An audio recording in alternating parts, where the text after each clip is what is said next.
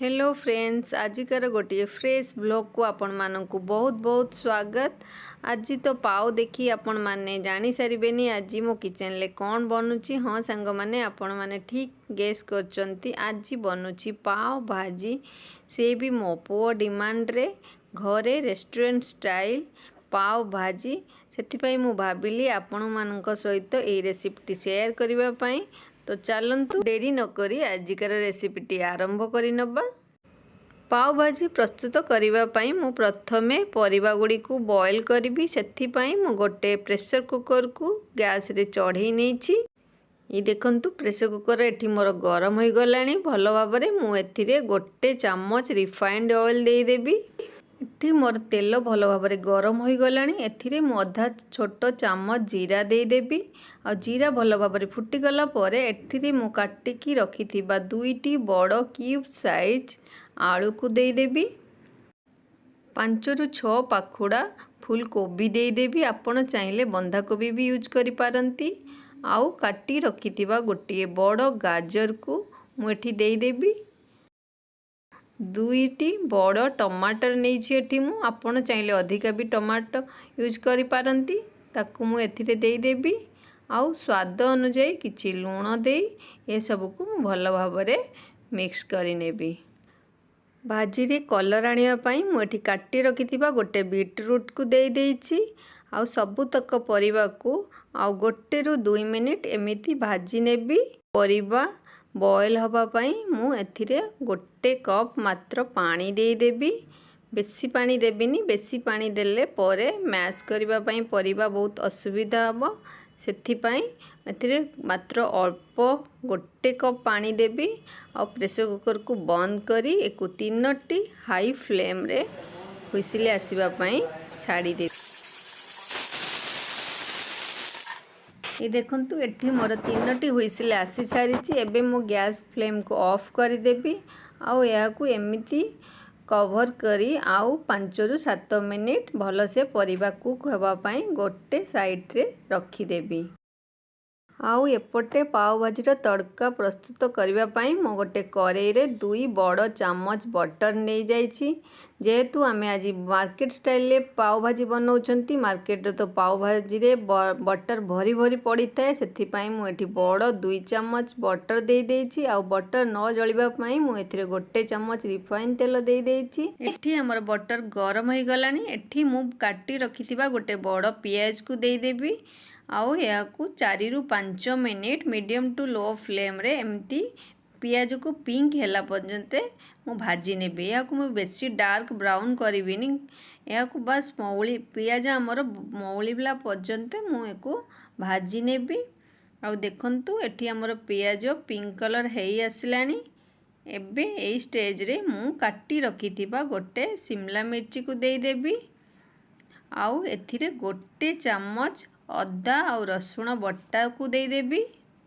आउ यही मसला को सब मिक्स करि नेबी। आउ या को 4 ରୁ 5 मिनिट लो फ्लेम रे मु भल से मसला को भाजी नेबी। एठी मोर मसला भाजीबारु 5 ରୁ 6 मिनिट हो गलानी। ए देखंतु मसला रु भी तेल अलगा हो गलानी। माने मोर मसला भल भाव रे एठी भाजी हो गलानी। एबे ए स्टेज रे मु सब गुंड मसला को दे देबी।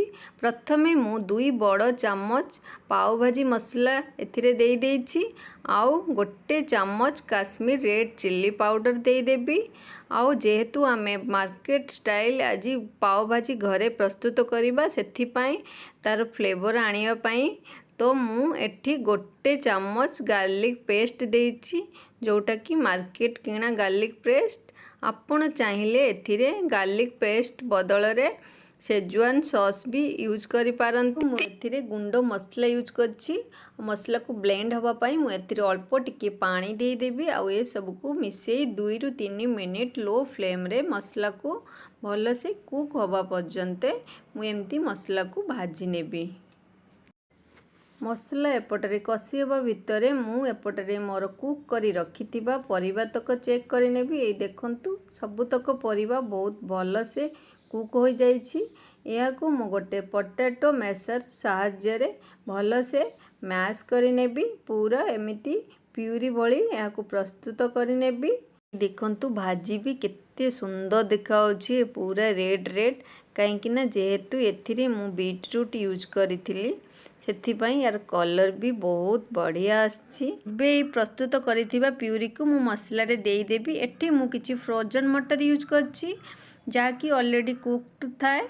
यदि आपण माने फ्रेश मटर यूज करिया पई चाहउछंती ताले परिबा बॉईल करबा टाइम रे या को ऐड कर दियंतु। आउ ए सब को परिबा को मु भल से गोळेई नेबी आउ 3 रु 4 मिनिट भल से गोळेई या को मु कुक करि नेबी। देखंतु भाजी कुक होबार 3 रु 4 मिनिट हो गलानी।